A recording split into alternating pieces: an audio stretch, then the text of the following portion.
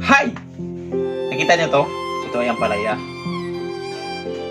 Gusto ko lang tikman kung ano talaga yung lasa ng buto niya. Okay, sobrang ganda oh. Feeling ko masarap to. So gusto kong itry kung anong yung lasa.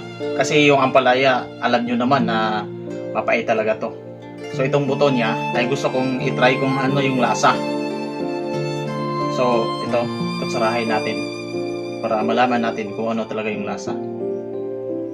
Lagyan natin.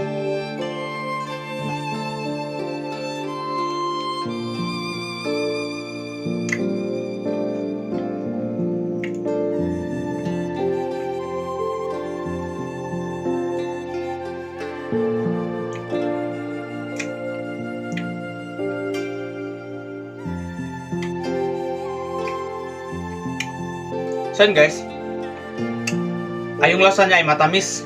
So matamis yung buto ng ampalaya. Yung dito lang pala yung mapait.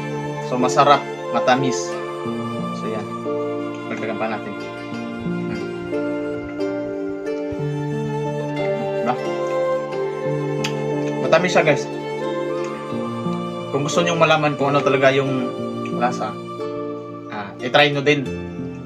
Para sa akin, matamis siya at masarap siyang kainin. Yun lang po, maraming salamat.